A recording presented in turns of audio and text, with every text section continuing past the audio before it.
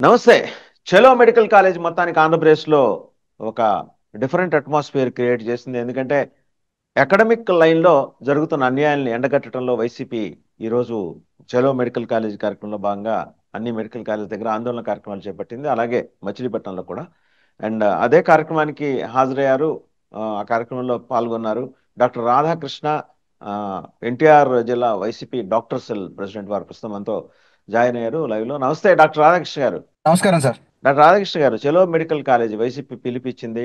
డాక్టర్స్గా మీరు, youth, students అందరూ దాదాపు 10 మెడికల్ కాలేజీల దగ్గర ఈ రాష్ట్ర వ్యాప్తంగా దానికి సంబంధించిన టెండర్ నోటిఫికేషన్ 9వ తారీఖేమో జీవో ఇచ్చింది.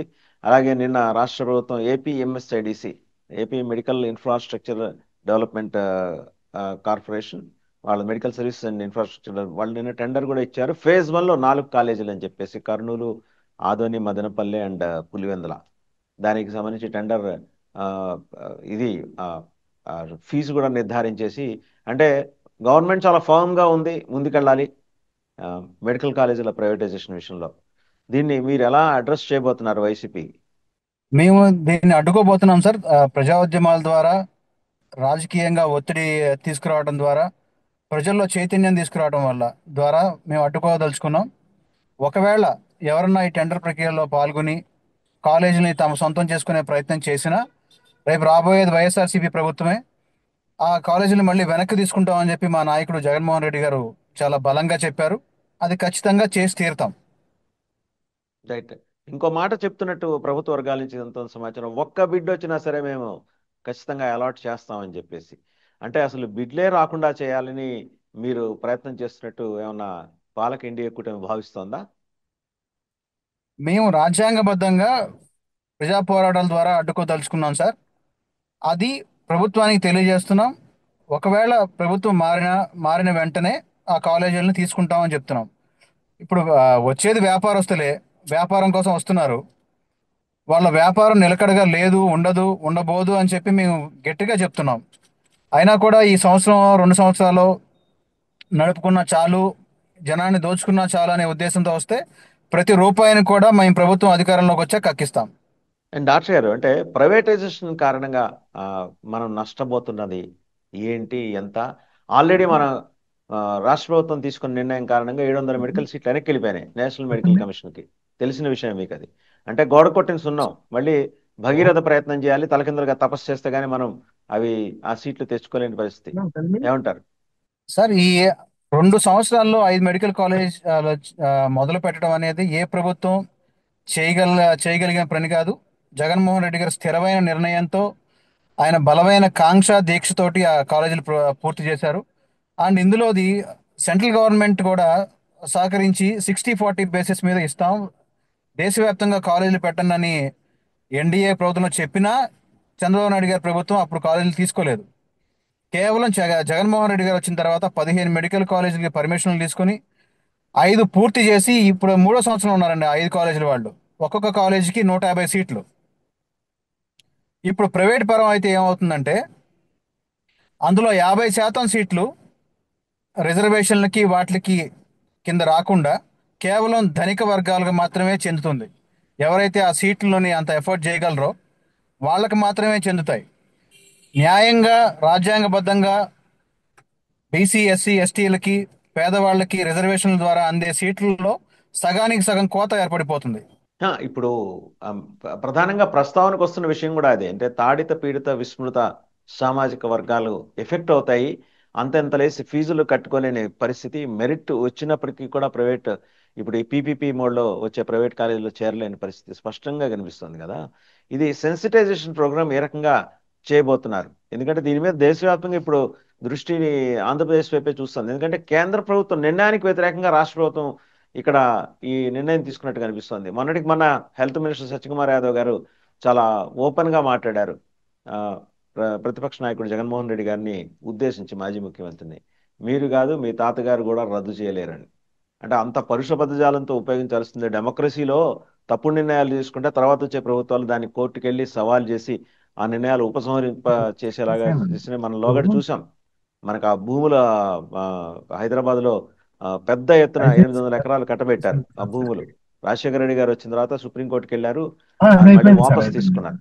ప్రజాప్రభుత్వంలో ఎందుకు ఆ, పాపది సవాలు రికార్డు చేయకూడదనే పెట్టారు. ఒక పద్ధతిలో హెల్త్ మినిస్టర్ మాట్లాడుతున్నట్టు కనిపిస్తుంది.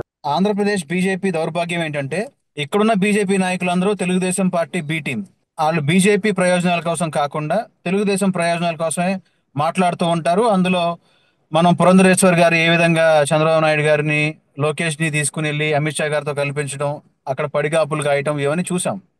సో సత్యకుమార్ గారు, I don't think he's different from other BJP leaders in Andhra Pradesh. So ఆయన పరుష పదజాలం మాట ఏముంది, వాళ్ళ అధికారం నెత్తికెక్కి ఎవరైనా ఏమైనా మాట్లాడొచ్చు. కానీ అల్టిమేట్ గా ప్రజలు నష్టపోతున్నారు. ఇక్కడ మెడికల్ సీట్ల కోసం మెడికల్ ఆస్పిరెంట్స్ రాత్రింపగళ్ళు మీరు చూస్తూ ఉన్నారు. ఇంటర్మీడియట్ విద్యార్థులు ఎంత ఆ ప్రజలను తట్టుకోలేక ఆత్మహత్యలు చేసుకునే స్థాయికి కూడా వెళ్లే విద్యార్థులు ఉన్నారు. అటువంటిది మన విద్యార్థులకు చెందకుండా ఆ ఎన్ఆర్ఐ సీట్ల కింద 50% సీట్లు ఈ ప్రైవేట్ మేనేజ్మెంట్లు ఆ, అమ్ముకోవటానికి ఆ, వెసులుబాటు కలిగిస్తూ, ఇంకా ఆశ్చర్యకరమైన విషయం ఏంటంటే సార్, ఒక ప్రైవేట్ మెడికల్ కాలేజ్ ఒక ప్రైవేట్ పర్సన్ స్థాపించాడు అనుకోండి. అతనే స్థలం కొనుక్కుంటాడు, అతనే కాలేజ్ నిర్మిస్తాడు, అతనే పెట్టుబడి పెడతాడు, అతనే పర్మిషన్లు తెచ్చుకుంటాడు. అయినప్పటికీ 50% సీట్లు ఆ, ప్రభుత్వానికి ఇవ్వాల్సి వస్తుంది.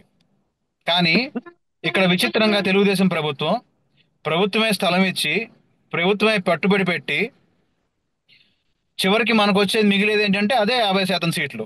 ఇది ఎంతవరకు న్యాయం అనేది మీరు ఆలోచించాలి. ఏ విధంగా దోపిడీకి గురి చేస్తున్నారో రాష్ట్రాన్ని, ప్రజల్ని ఏ విధంగా మభ్య పెడుతున్నారో ప్రజల్ని. మంత్రులు వచ్చి ప్రారంభమైన కాలేజీ కూడా ప్రారంభం కాలేదని చెప్పి తుప్పలంట్లా చెట్లంట్లా తిరుగుతూ ఫేక్ వీడియోలు చేసుకుంటూ, లేదా ఎక్కడో మారుమూల ప్రాంతాల్లో ఉన్న స్థలాల్లోకి వెళ్ళిపోయి వీడియోలు చూపించి కాలేజీలే మొదలు కాలేదంటారు. 750 మంది విద్యార్థులు ఇవాళ 3వ సంవత్సరంలో ఉన్నారు. Right. Next next level of action plan ఏంటండి? అంటే ఈ పర్టికులర్ ఆస్పెక్ట్ లో మీరు ఎలా వెళ్ళబోతున్నారు? ఎందుకంటే ఆల్రెడీ ప్రభుత్వం జీవో జారీ చేయటం, టెండర్ల ప్రక్రియకి సంబంధించిన టెండర్ నోటిఫికేషన్ రిలీజ్ చేయటం, ఇంత జరుగుతున్న తర్వాత ఇక ప్రభుత్వం ఈ అంశంలో వెనక్కి తగ్గబోదు అనేది స్పష్టంగా కనిపిస్తుంది. 164 మంది భారీ మెజారిటీతో ఉన్నప్పుడు ప్రభుత్వం తీసుకున్న నిర్ణయాన్ని మరి మీరు వ్యతిరేకించాలంటే భారీ ఎత్తునే మీకంటూ ఒక యాక్షన్ ప్లాన్ ఉండాలి కదా. ఇవాళ 19వ తారీఖున చలో మెడికల్ కాలేజ్ అనే ప్రోగ్రామ్ కి పార్టీ పిలుపునిచ్చిందండి. మనం జగన్మోహన్ రెడ్డి గారు కూడా చెప్పారు, ఇది తీవ్రతరం చేస్తాం, ధర్నాలు నేను సైతం పాల్గొంటాను అని చెప్పి. ఇంకా జగన్మోహన్ రెడ్డి గారు ప్రజల్లోకి వస్తే ఏ విధమైన రెస్పాన్స్ ఉంటుందో మనకు తెలుసు. ఎంత ప్రభుత్వమైనా ప్రజాస్వామ్యంలో తలంచక తప్పదు. మనం కోర్టుల ద్వారా కూడా వీటిని అడ్డుకునే ప్రయత్నం చేస్తాం. ఈ ఉద్యమాలను తీవ్రతరం చేస్తాం. ఇప్పుడు ఈ రోజు మచిలీపట్నంలో జరిగిన ఆందోళన కార్యక్రమంలో మీరు పాల్గొన్నారు. అక్కడికి వచ్చిన రెస్పాన్స్, అక్కడ ఉన్న రెస్పాన్స్ చెప్పండి. వేలాదిగా ప్రజలు వచ్చారు, అంతకి డబల్ పోలీసులు వచ్చారు సార్. అసలు బ్రిటిష్ వాళ్ళు జలియన్ వాలాబాగ్లో ఎలా చుట్టుముట్టారో ఆ విధంగా పోలీసులు వచ్చారు, బెటాలియన్ల పోలీసులు.